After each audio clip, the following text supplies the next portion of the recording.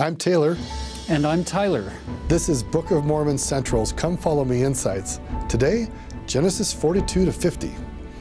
So with today's block of scriptures that we're going to cover, these chapters, let's begin with kind of a satellite view of some of the potential symbols that we can look at as we then come down and start marching through the specific verses within these chapters. So if you look at the ancient world of the Bible, you have the Holy Land here. So there's where Jerusalem is going to be located.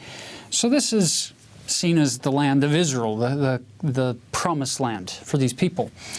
And here is Egypt. So look at this geographical lesson from this satellite view for just a moment. So you have the family of Israel living here, or Jacob, his two wives, Leah and Rachel, the two concubines, Bilhah, Zilpah, and the 12 sons and Dinah. And the group is growing. They're here. They then sell Joseph into captivity, and he leaves. Keep in mind, Promised Land is one way to look at the Promised Land symbolically, metaphorically, would be heaven for us, okay?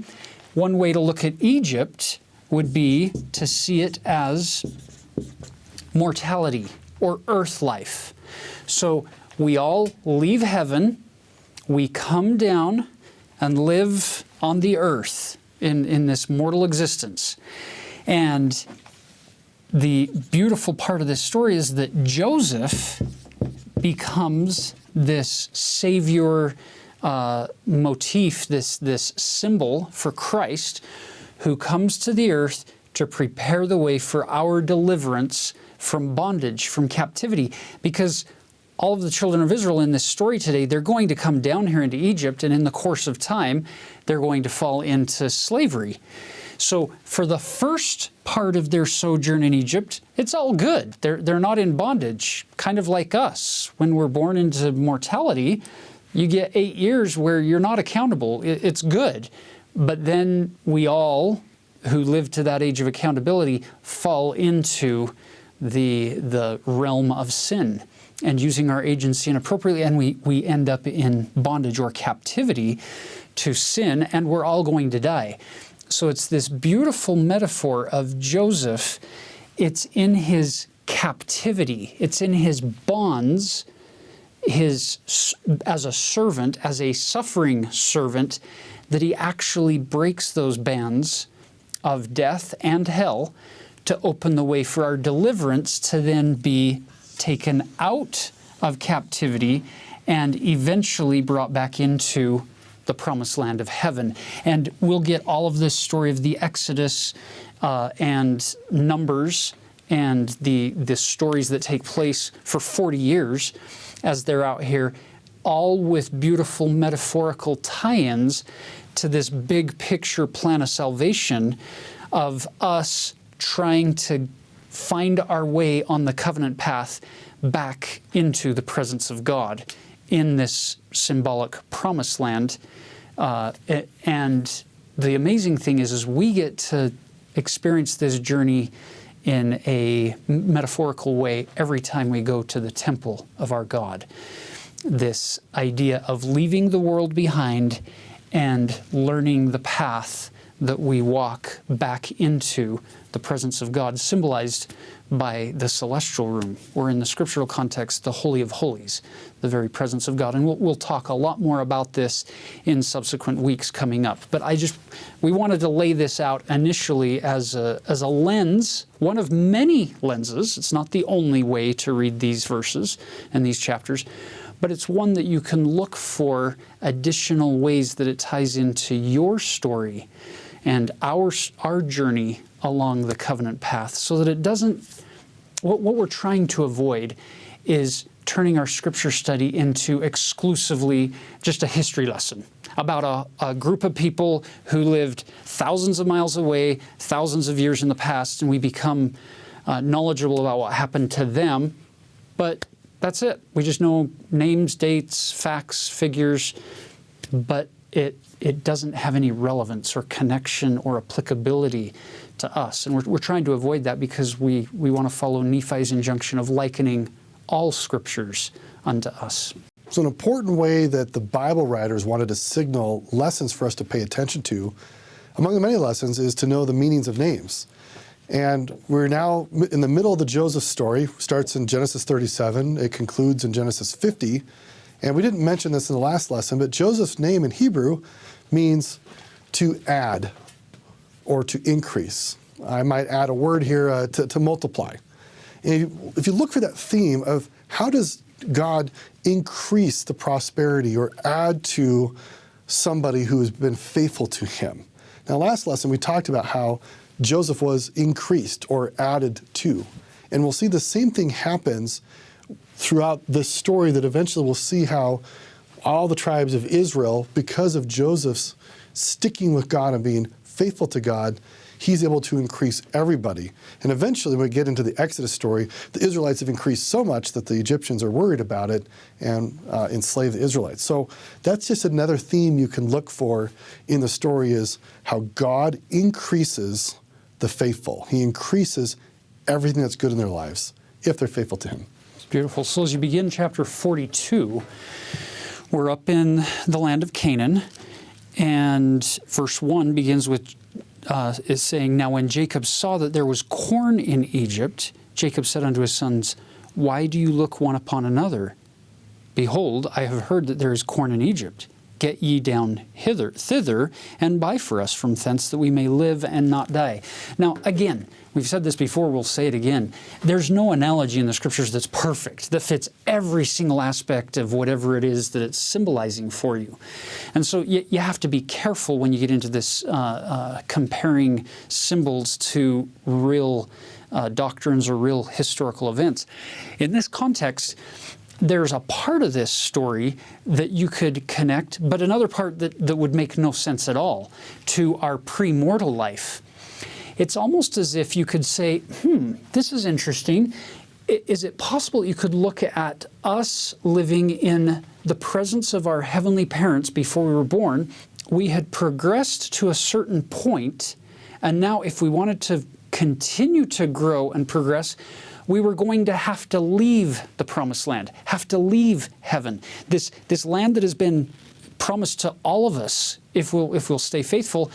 Isn't it ironic that in order to attain it forever, we would have to leave for a season and go down to a symbolic Egypt to be able to continue our growth and our progression? So 10 of the brothers, the 10 oldest brothers, left to go down to Egypt. Now, let's do some really quick calculations here for a minute.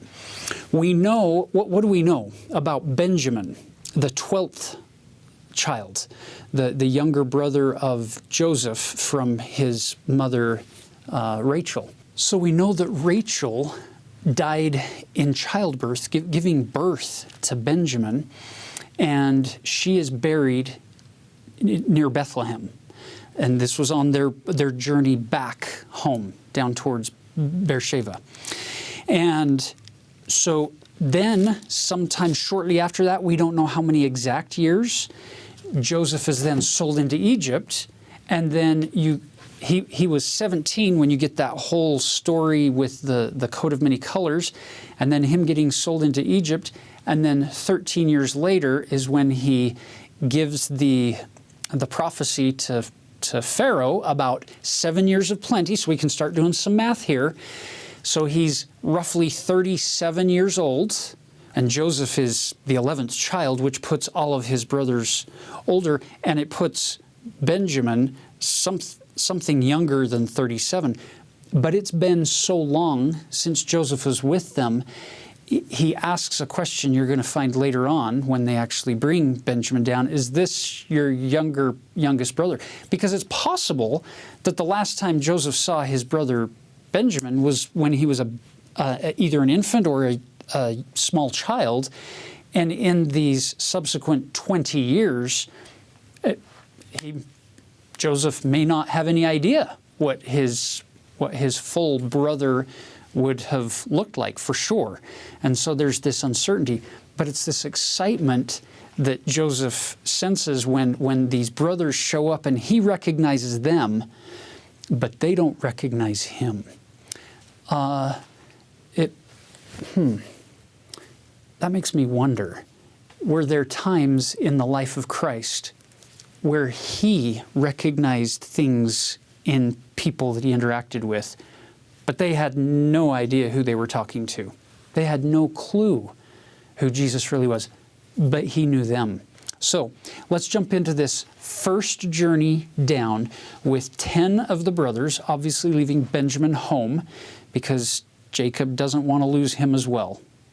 Israel is very concerned. In fact, he says in verse 4, "But Benjamin, Joseph's brother, Jacob sent not with his brethren, for he said, lest peradventure mischief befall him."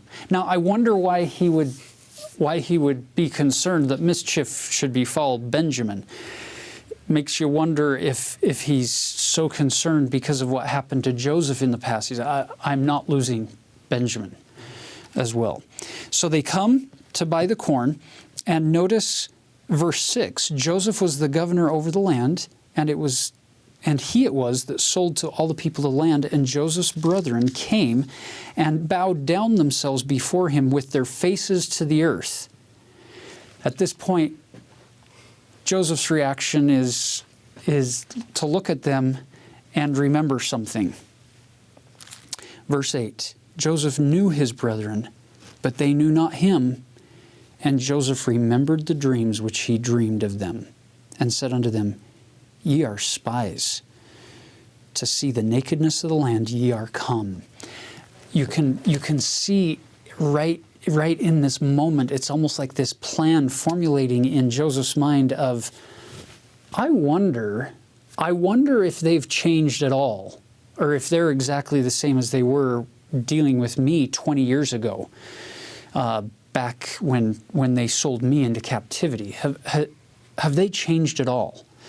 And so he sets up this little test for them,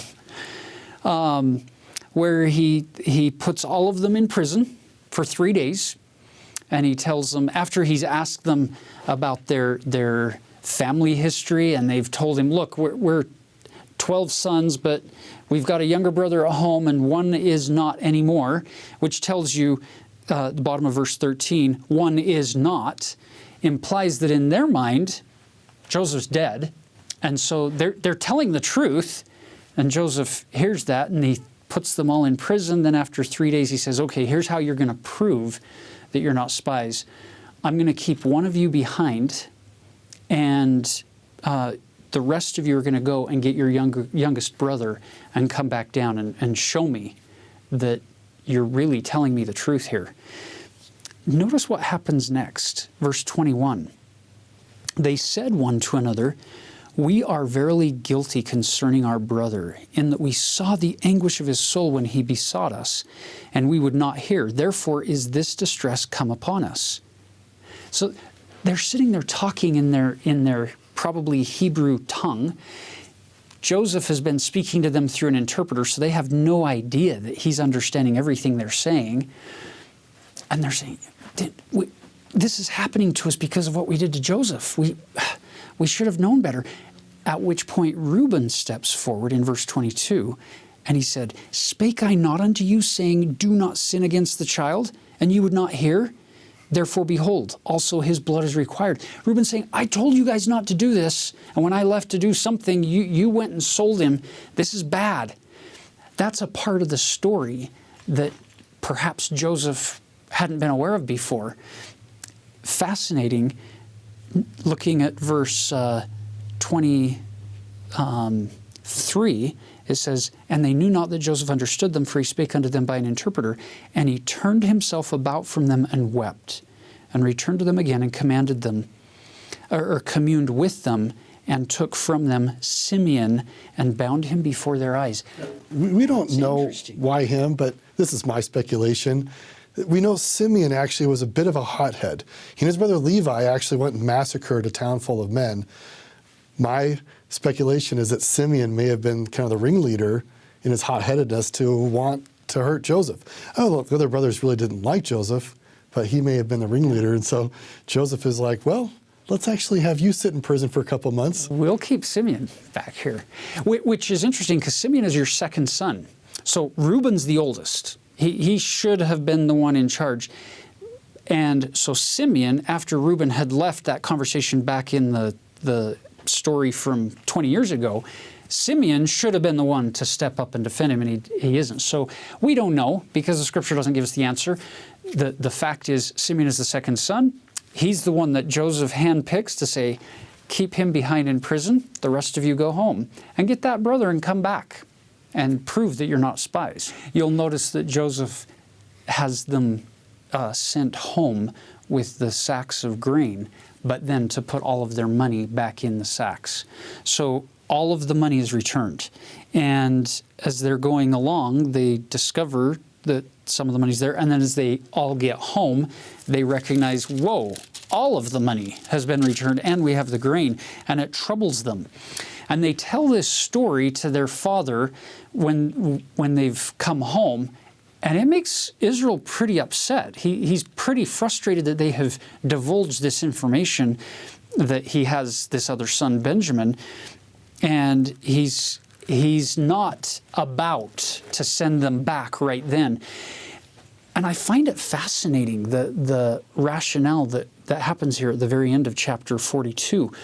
Because Reuben comes to his dad and says, look, we have got to go back and prove that we've got this youngest brother, Benjamin. So tell you what, if we take Benjamin and something bad happens to him, then Dad, you can kill my two sons. Verse 37 and 38. That's, I don't know about you, but from our 21st century perspective, that's bizarre. And to actually make it clear, it would have been unlikely for anyone to actually have acted on that. This is a way of actually impressing upon the mind of how serious Reuben was about committing to something. We've used this word before. If you've ever signed a mortgage, it's called a death pledge in Latin, that you're signing your life away, technically. But nobody dies if they don't, pay their mortgage. Bad things happen, like bankruptcy. And so what Reuben's really trying to do here is convince his dad, you can trust us, and I'm so serious about fulfilling my obligation, you can kill my two sons. It's really more of an exaggeration. That's just not how we do things today, and that might give us a bit of explanation for why Reuben would say something that sounds quite rash. So you turn over to chapter 43, and obviously since he didn't immediately send the boys back to Egypt to free Simeon and to clear their name and their story, chapter 43 begins, and the famine was sore in the land, and it came to pass that when they had eaten up the corn which had been brought out of Egypt, their father said unto them, go again, buy us a little food. We're going to die. So it's kind of that critical decision point for Jacob where he says, well, I'm worried about my son Benjamin's safety, but if we don't send somebody down to get some food, then we're all going to die. It's not worth trying to save his life by losing everybody's life in the process. So you'll notice that Judah steps forward. Remember, Judah is the brother that came up with the idea to sell Joseph to the Ishmaelites, to send him down into Egyptian slavery. Now it's Judah that steps forward. You've probably remembered from previous lessons some of the struggles that Judah's had in the past. We might say that the Bible is full of what we would say examples and non-examples. And it's helpful to see both so you know what this stark contrast is. Yeah. And Judah's life now seems to be an example. Yeah, so now watch this shift so that we don't hold Judah hostage to his past and to the poor decisions that he's made. Look at what he does here, and look at what a symbolic type of Christ he becomes in this intercessor, mediator kind of a role. So listen to some of these words. Verse 8, and Judah said unto Israel his father, keeping in mind, by the way, that Judah is the tribe into which Jesus Christ is going to be born. Mary being in the tribe of Judah as a descendant of this man here. So Judah said unto Israel his father, Send the lad with me, and we will arise and go, that we may live and not die, both we and thou, and also our little ones. He's saying, I am going to take personal responsibility for Benjamin, and he will not die. I will give my life to preserve him and to keep him safe. Look down at verse 9. He continues, I will be surety for him. Of my hand shalt thou require him. If I bring him not unto thee and set him before thee, then let me bear the blame forever.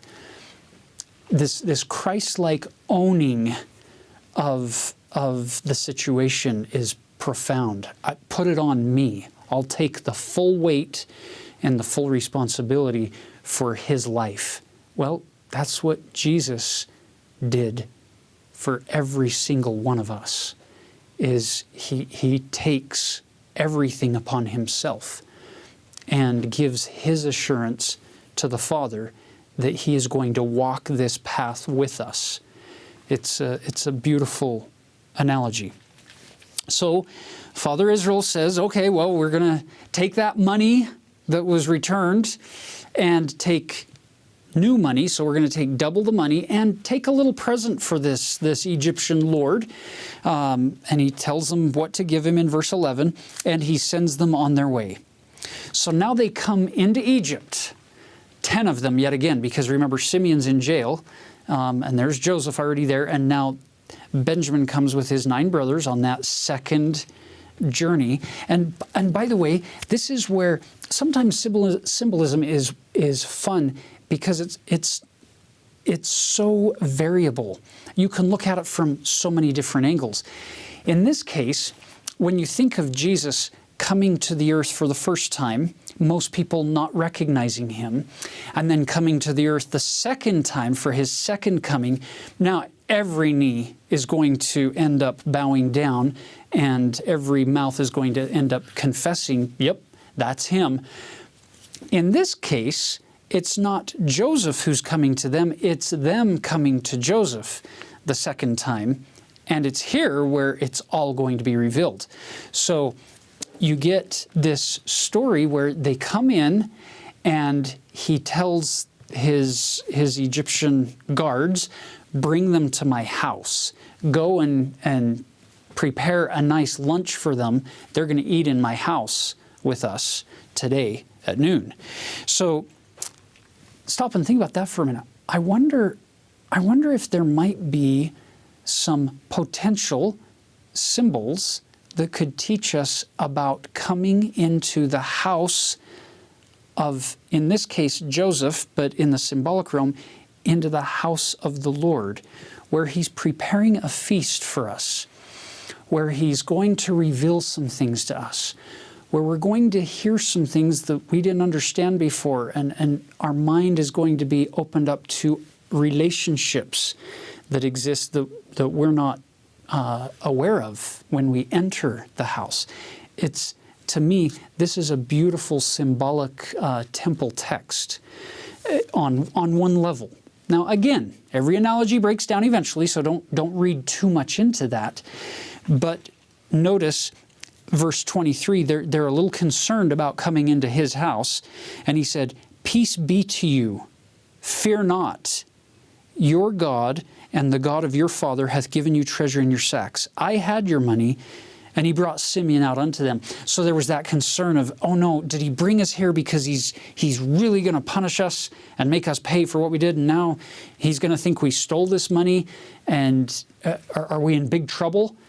And I love that idea of peace be to you, fear not. That is the message of Jesus Christ when we come to him with meekness and humility. It's not one of, I'm going to get some things out of you. Because quite frankly, there's nothing that I own that I can give to the Lord Jesus Christ that would make him richer. Everything I have is already in his hands. He holds the universe in his hand. It's really my heart, my devotion, my agency that he wants me to be able to lay of my own free will and choice at his feet. And you see some of that element coming through here. Let's play on this a bit more. let's tie this back into the sacrament. We've mentioned in the past, in the ancient Middle East, if there was a meal going on, you were invited to that meal, it meant that you were in a state of peace with the person providing the meal. So Joseph is actually signaling to his brothers, both in deed and in word, he says, fear not, peace unto you, that this is a peace offering. When you come to the table to eat, it means we're at a state of peace. So think about this. When you go to the sacrament table, you are at a state of peace with God. Even if there had been conflict in the past, even if you guys have been at odds, we all get at odds with God at some point in our lives. When we come to the table, he's invited us to the sacrament table, and he's offering us the emblems of peace, which is his body. And notice that there's a present brought by the brothers. They don't come empty-handed. When we go to the sacrament table, we actually sacrifice our sins at the altar there, right? We basically say, Lord, I am working to give up my fallen nature. Here is my present to you. And notice that all the things that they bring, all this wealth, is actually wealth that they got right back from Joseph. God does the same thing. We bring him our very best, and he adds to it or increases what we have. In fact, the word Joseph, as we mentioned before, means to increase. So when you go to the sacrament table, the point there is for you to experience peace with God and for him to increase the good in your life. And that's, I think, what we have going on here. Yeah. So he asks them, after they've brought their gift, in verse 27, he asks them of their welfare, and he then asks, is your father well? The old man of whom he spake, is he yet alive? Because it's been a while since he's last seen them. And they respond, yes, he's in good health, he's yet alive. And then in verse 29, he saw Benjamin, his brother, his mother's son. And he said, is this your younger brother of whom ye spake unto me? It makes you wonder that feeling that Joseph is feeling as he looks at this brother of his that he hasn't seen for 20 years. Again, we don't know how old Benjamin was when Joseph was sold. But either way, 20 years for Benjamin would have made a big difference in how he looks. And so they say, yeah, this is him. And he has to make haste in verse 30 to get out.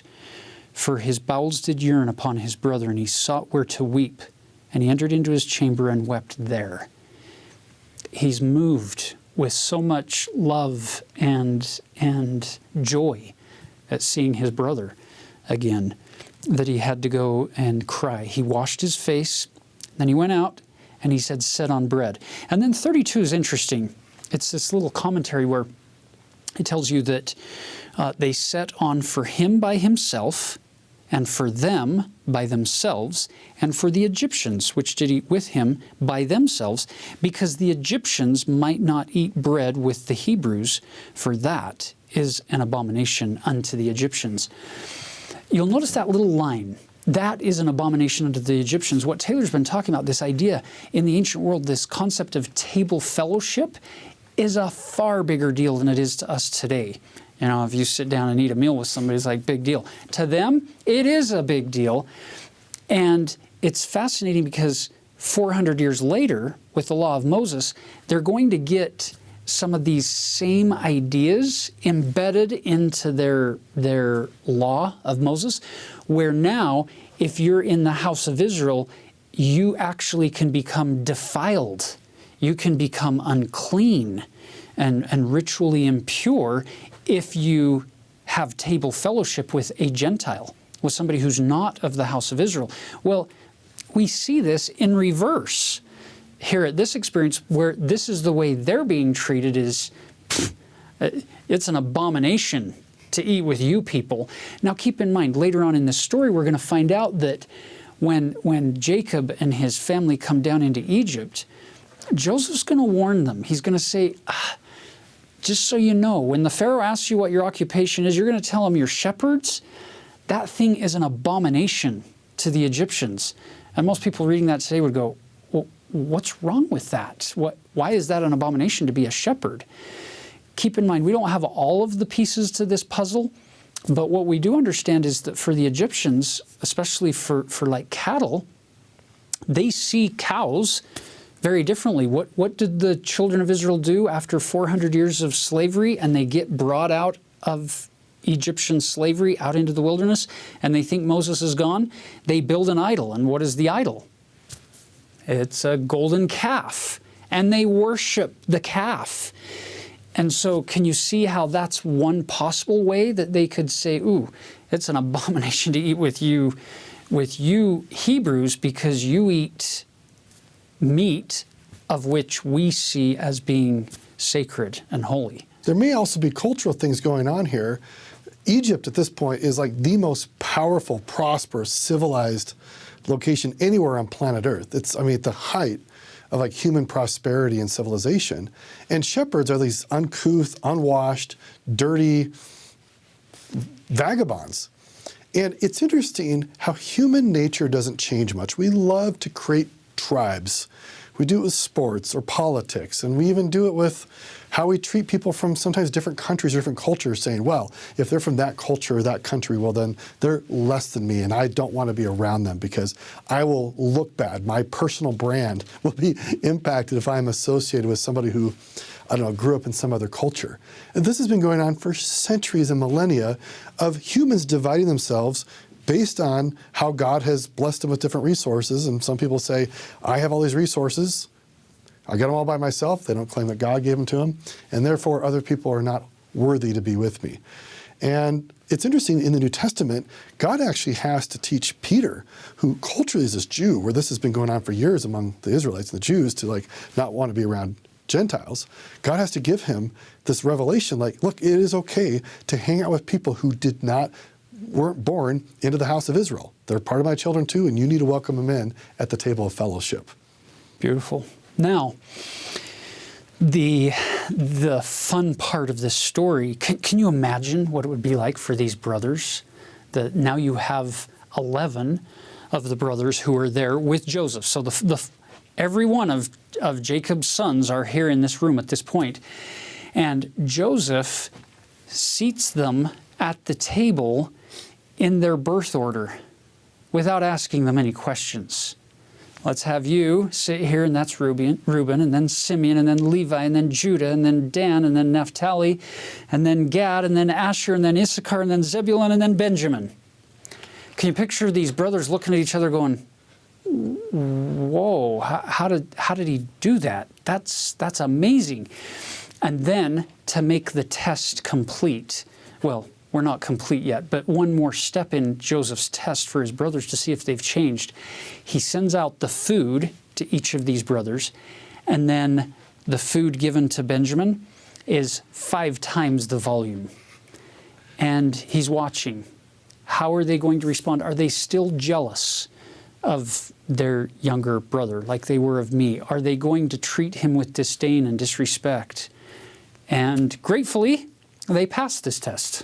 So as he then sends them away with grain and all of the money back in their sacks again, and his silver divining cup, actually, in the sack of Benjamin, sends them away, lets them get a little bit of a head start, and then sends his guards after them. They catch up to them and say, hey, one of you stole this cup.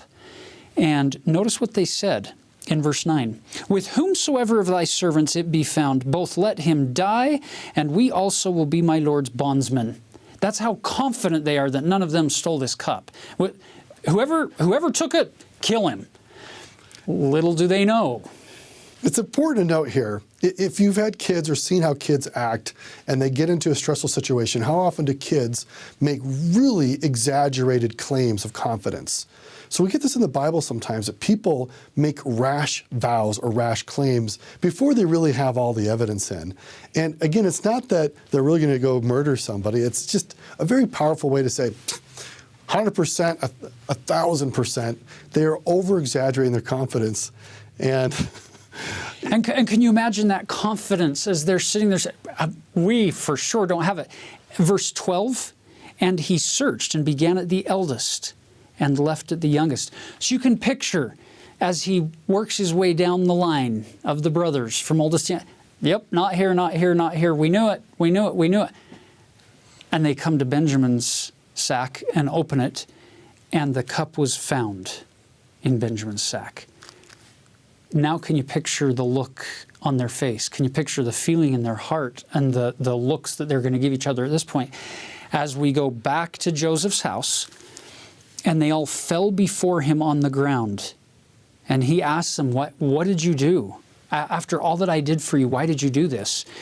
And they say, look, verse 16, Judah said, what shall we say unto my Lord? What shall we speak, or how shall we clear ourselves? God hath found out the iniquity of thy servants. Behold, we are my Lord's servants, both we and he also with whom the cup is found. He's saying Judah is owning something here. It's this pseudo-confessional to Joseph. He's saying, this is actually in punishment for something we did for our other brother 20 years ago. God's bringing it back to us. That had to warm Joseph's heart a little bit to see that they're actually fessing up, they're owning that past transgression. And Joseph's response to them is very simple. God forbid that I should do so, but the man in whose hand the cup is found, he shall be my servant. And as for you, get you up in peace unto your father. The rest of you go home.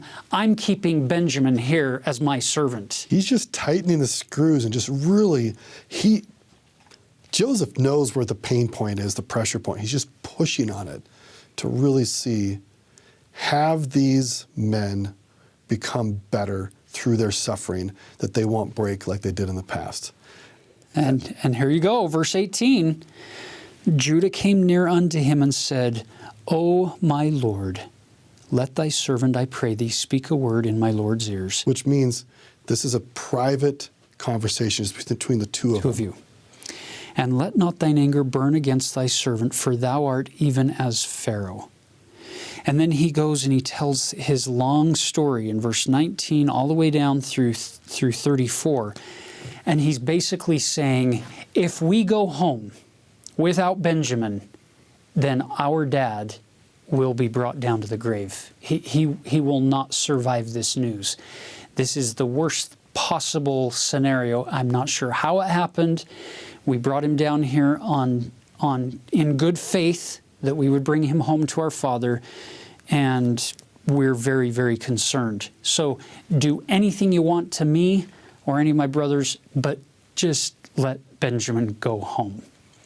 Well, chapter 45 opens with verse 1. Then Joseph could not refrain himself before all them that stood by him, and he cried. Can you picture this? He's sitting there in front of all of these men, and they have no idea who he is, and he starts crying. And he tells the servants, cause every man to go out from me.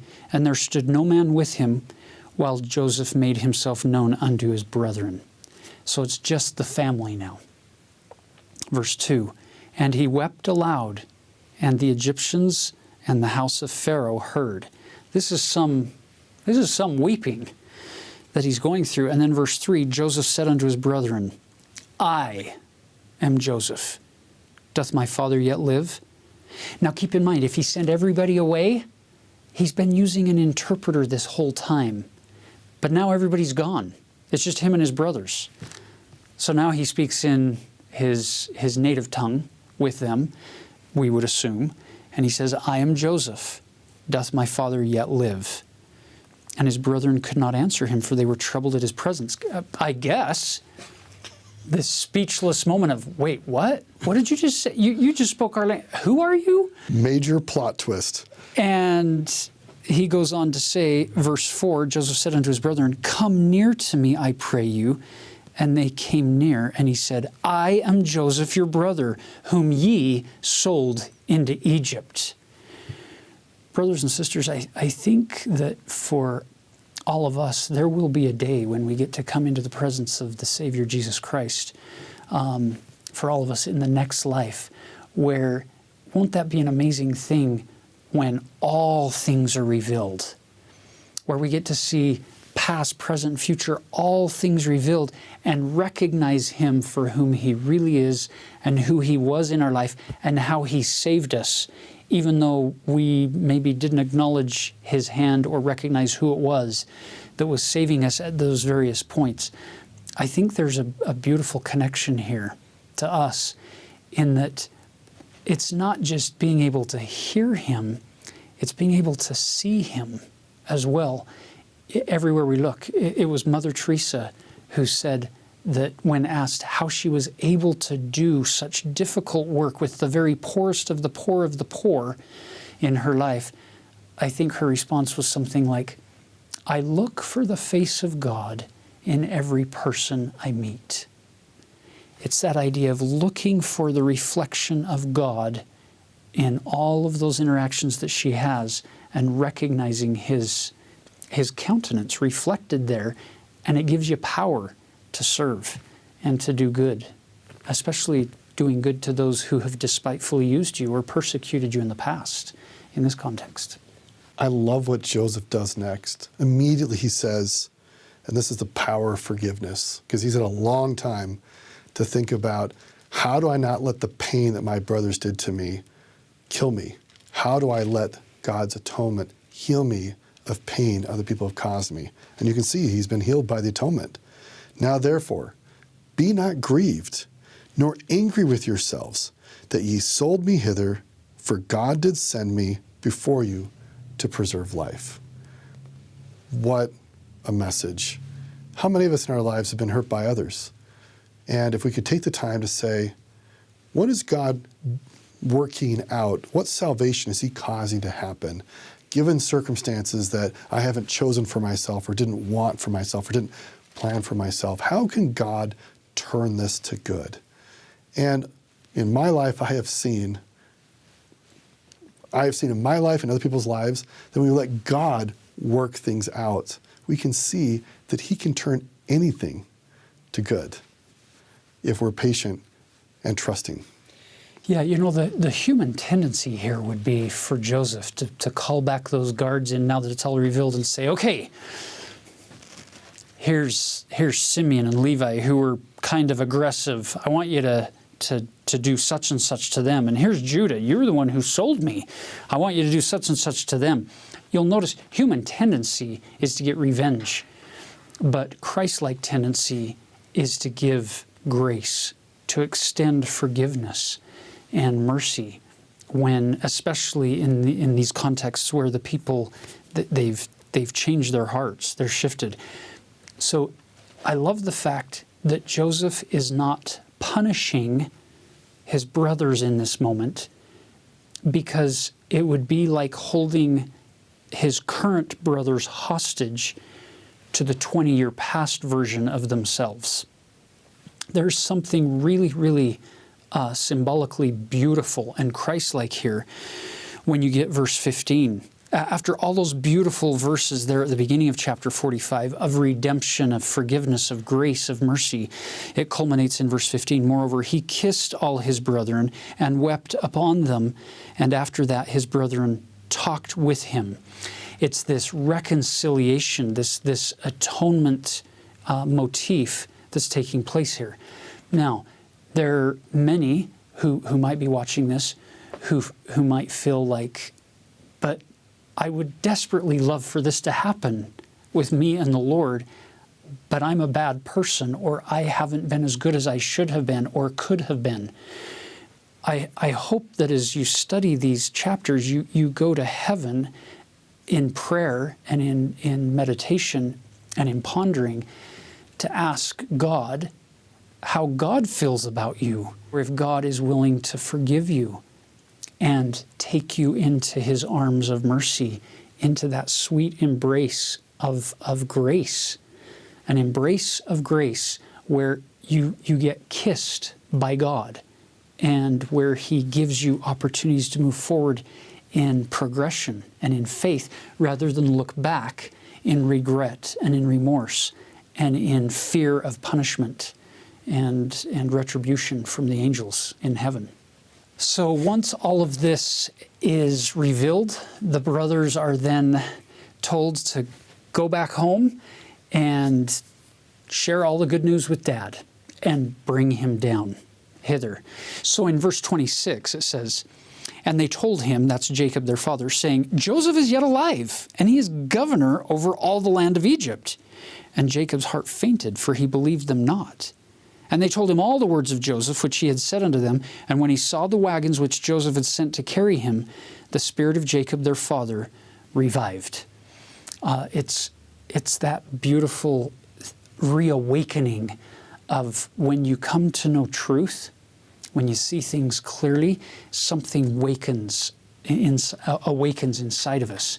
It's a new life that Jacob is given, where he seems to be on his way to the grave here, but he's going to get a new lease on life. He's going to go down into Egypt, and we're going to get many, many more years with Father Jacob before he actually does pass away at the end of our story here. Now, as Jacob gets ready to leave Canaan and go down into Egypt, I love the fact that he doesn't just hear the good news and then jump in the wagons and head down.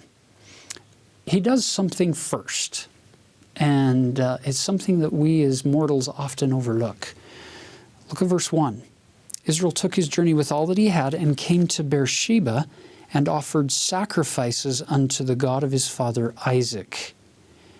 So he comes to that special sacred place that is highly significant to this family. And probably not on the path to Egypt. Correct. It's actually a diversion.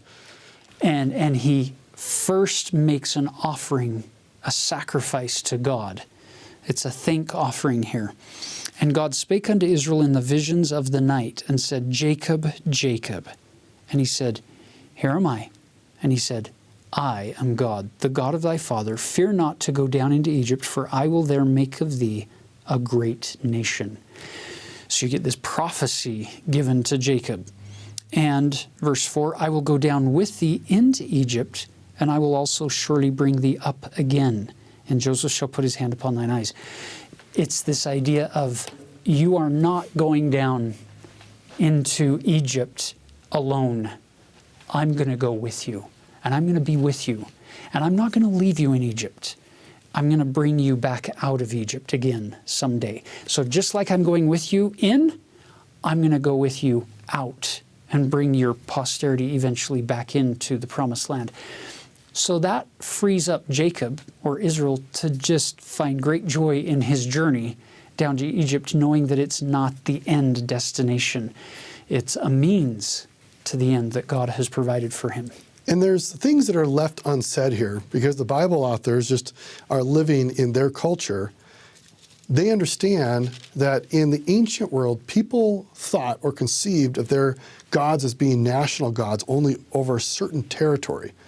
And so you wouldn't actually imagine one god actually moving from one territory to another, because that's an invasion. And here's God saying, yes, I am the God of the promised land, but I'm actually your God wherever you go. And this is highly unusual in the ancient world.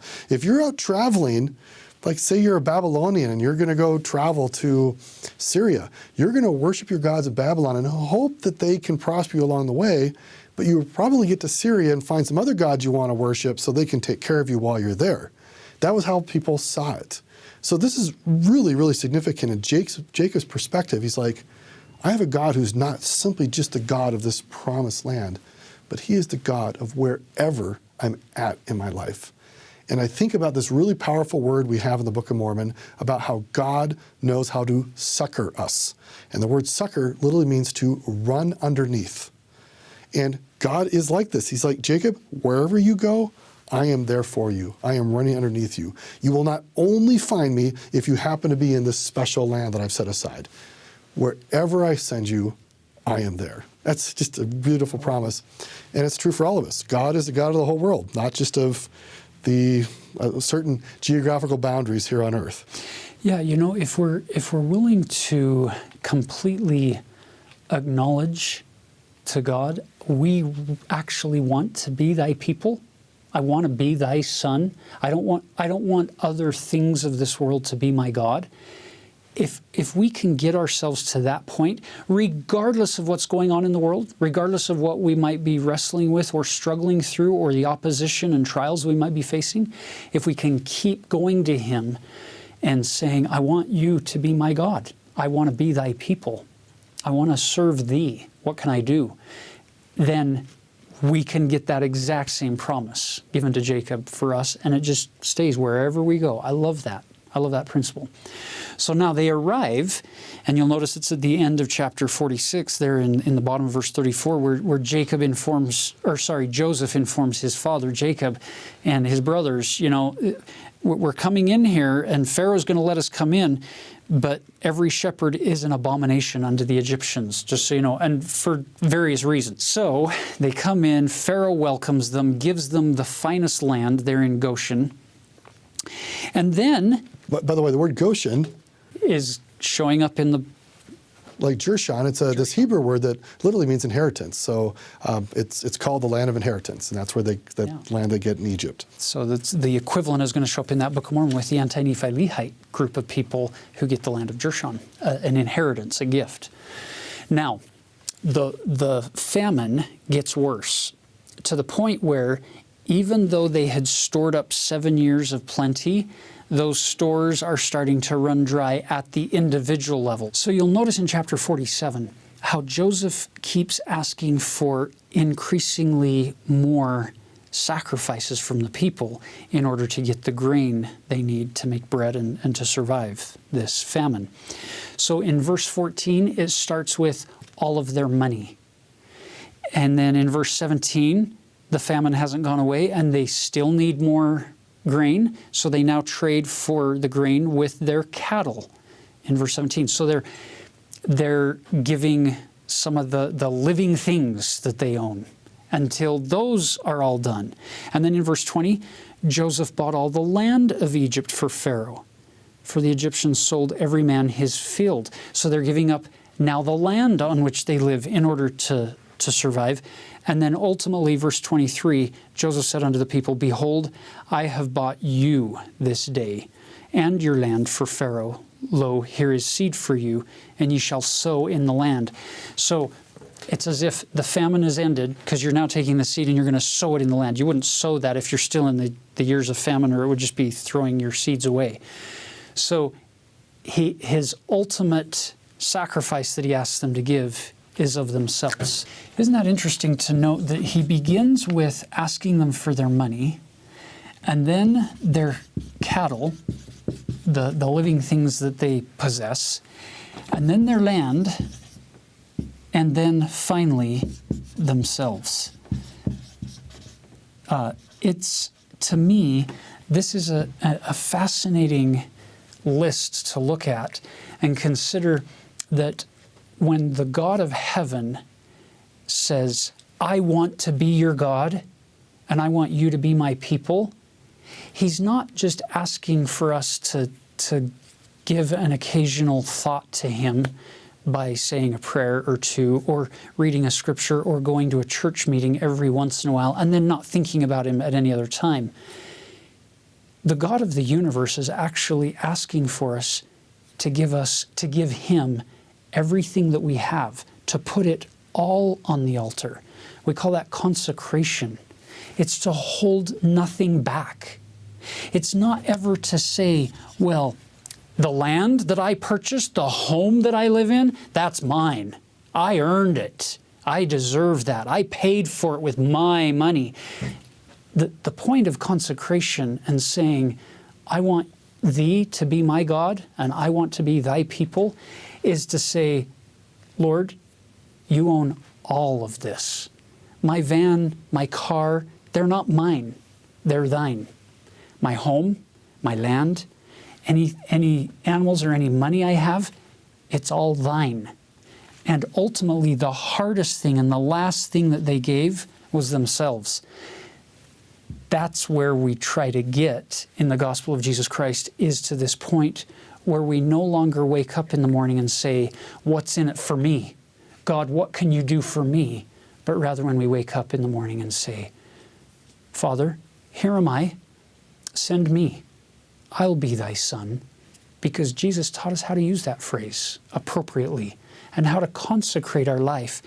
And it doesn't mean that we ignore all of the things of the earth, like earning money and providing for a family, or taking care of things that God has given us, or buying house or home or land. It's that those things become a means to an end. rather than an end in and of themselves, which is how the world sees them in which we live. So now you're in Egypt. Jacob is ready to die. He's been there many years, and he knows that the end is near. Joseph hears about that and brings his two sons, Manasseh and Ephraim, to his father's room, at which point Father Israel wakes up and he tells Joseph, "Bring your two sons to me." Now keep in mind, the birthright son gets a double portion blessing from the father. So one of the ways that Jacob fulfills this double portion is to say, "Joseph, bring your two sons. I am going to adopt them. They are going to become my sons." So now you technically have 13 tribes of Israel, because we drop the notion of the tribe of Joseph, and in his place we get the tribe of Ephraim and the tribe of Manasseh. It's a baker's dozen. It is 13. And so Joseph intentionally puts Manasseh at his father's right knee, the oldest, because the right hand is the birthright hand, and Ephraim at the left knee, at which point blind Jacob crosses his hands. And you'll notice Joseph interrupts him, physically picks up his dad's hands. It's actually a little bothered too. And yeah, he's, "Dad, this is the firstborn, Manasseh. He's over here on the right-hand side."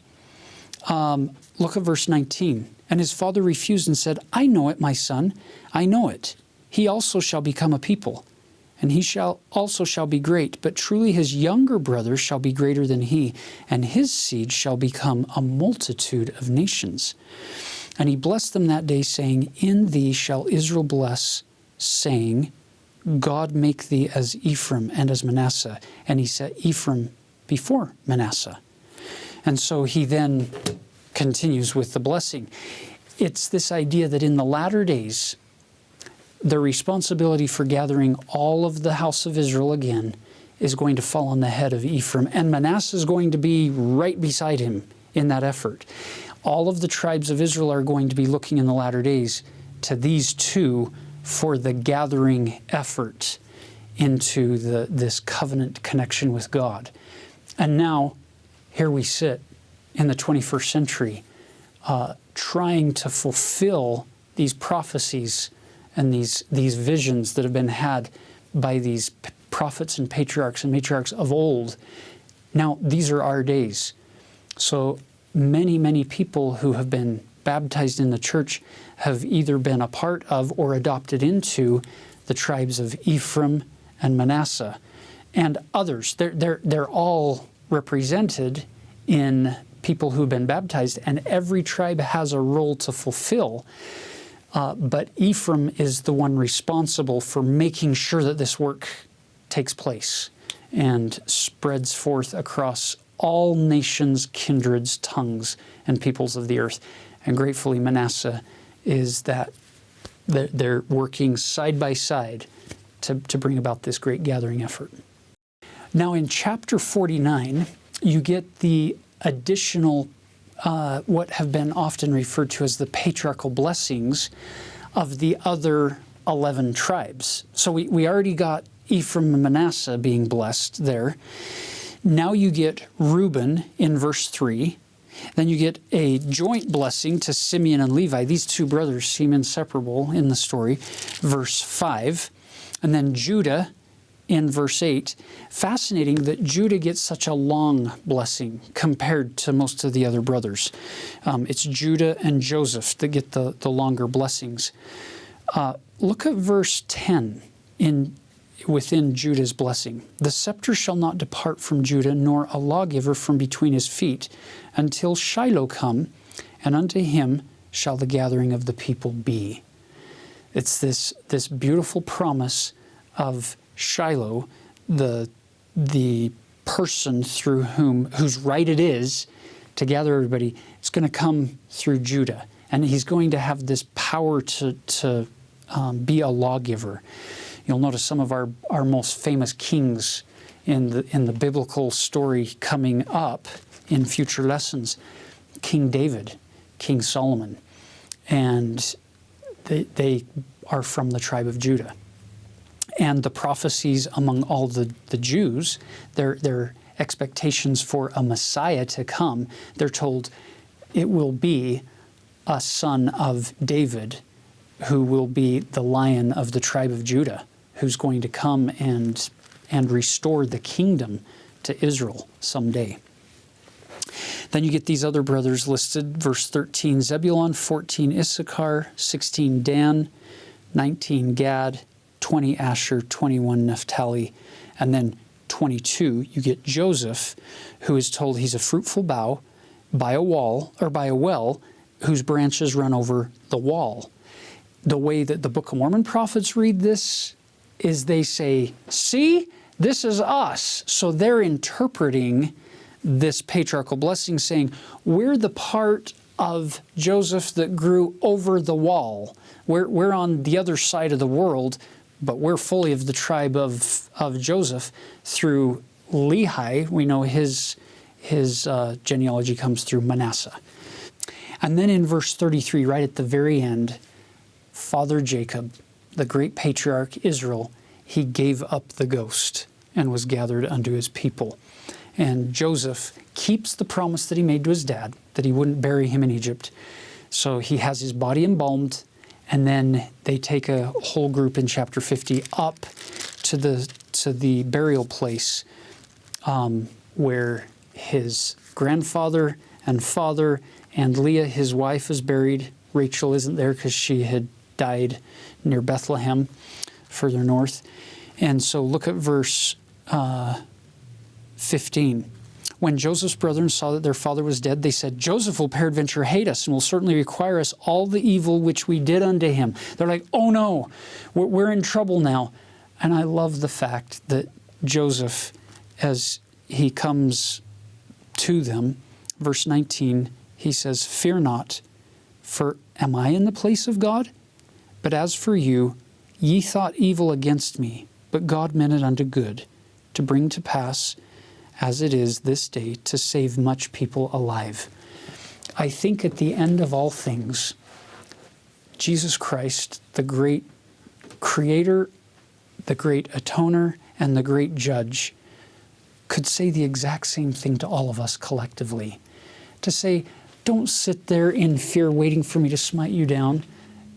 All those bad things that humans did to me on the earth, that brought about a means whereby redemption and atonement could be made to save you so that we could extend this mercy to you. We don't need to live our life in fear of an angry God who's just waiting to smite us down, but rather in love and appreciation for a God who actually cares enough about you to say, I'm giving you the gift of my Son to save you. Will you please accept this gift? And the way you accept it is have faith in him, repent of your sins, get baptized into this covenantal connection, receive that gift of the Holy Ghost, and then endure in faith through all of the experiences of life that are going to come your way. And then we don't need to be afraid. We can just be filled with gratitude and love. God empowers us, and I love that this story was preserved in the Bible to teach us that God's mercy is far beyond comprehension. We are a bit like Joseph's brothers, that we worry at times, is God going to smite us? Is God going to be angry? And what does he say? Fear not, be at peace. I'm here to nourish you. And so let us receive with gladness, with open hands, the nourishing that God wants to provide for us. And as we do that, we will see salvation being unfolded in our lives, and fear will diminish. May the Lord bless all of us to more fully turn heavenward and say, we want thee to be our God, and we want to be thy people. That's our prayer. And we leave that with you in the name of Jesus Christ. Amen. Know that you're loved.